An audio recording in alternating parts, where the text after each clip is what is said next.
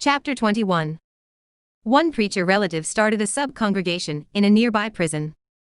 Over time, it grew larger than the main church and was called on fire. This relative also led worship service in the main church. When he did, things got so over the top that people would topple chairs, do cartwheels, walk on their hands, do flips and run onto the platform, knocking over instruments and microphones. There was even a 12-inch hole kicked in the wall. At the time, we mostly reveled in it. We didn't realize that stepping into power could be dangerous. Some relatives went into the spotlight and became influential preachers. I stayed behind the scenes and gave ministers access to what I thought was my gift of hearing from God. When my former friend from Chapter 19 insulted the pastor for not having Bible college experience, things started to change, for the worse. We all said that the pastor didn't need to go to college because he already had the wisdom of God, but that didn't seem to be enough. The pastor had a rough background. He dropped out of high school and was incarcerated for robbery at a young age. Like with our first pastor, this past would also be reverted back to. The pastor's messages changed to guilt and requirements rather than insights. He also expected wages from the prison church, but the prisoners had no income. Since he thought he deserved to be paid, he asked my relative to pay on the prisoner's behalf. We prayed and my relative did not pay. Now the main church laid down life requirements most of the time, like the first church. Meanwhile, the stories from the prison kept getting better. People were also starting to enjoy my relative's messages more than the pastor's. The pastor's jealousy grew. Behind the scenes, I was praying and directing ministers on what to preach and what scriptures meant. This was because I was considered to have several gifts of the Spirit, including wisdom. Some wanted guidance on whether to obey the pastor or not. As things degraded, my answer was often no. Back in the prison church, the prisoners called my relative their pastor, and ours the senior pastor. This wasn't enough for the pastor's liking though. To compensate for the lack of extra money, the pastor started redirecting church offering into his own bank account. Although I was not on the finance board, I could attend meetings, and this came out once when the pastor was not present.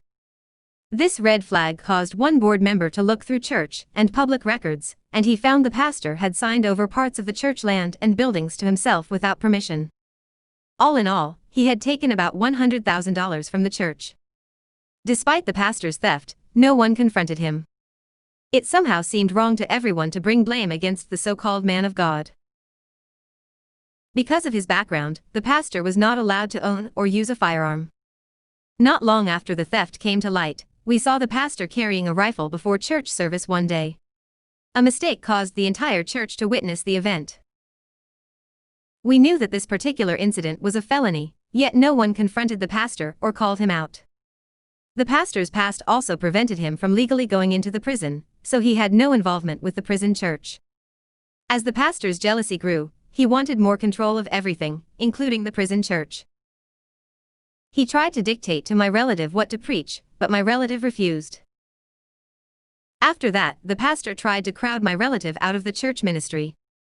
He scheduled more people in the various church roles in advance, so that there was no room for my relative to be involved. However, members asked for him to come back, even directly to the pastor when my relative was present. This was a common church manipulation mechanism, and it pressured the pastor into reinstating him.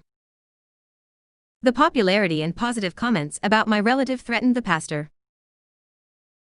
As we saw in Chapter 13, to quell voices and interactions in the church, services needed to be longer. Many members did not have a relationship outside of church events, so making no time for talk stopped subversive ideas.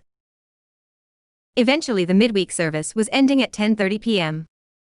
On Sunday we had 2 services, each with 1 hour of prayer beforehand, making the total service times start at 9 a.m. and end close to 10 p.m.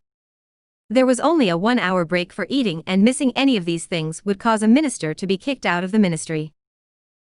Everyone was exhausted, but we kept going. The worship services were not like they used to be, but there was pressure to be even better.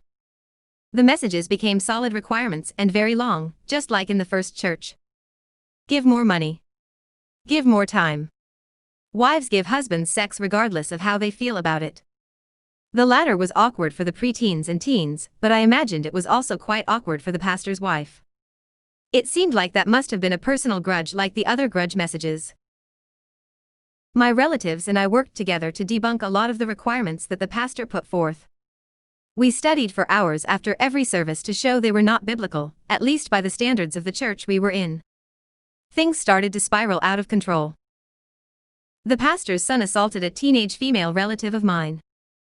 No other relatives were there to come to her aid. We were enraged, but appallingly, we decided that in the name of church harmony, we would all forgive and try to move on.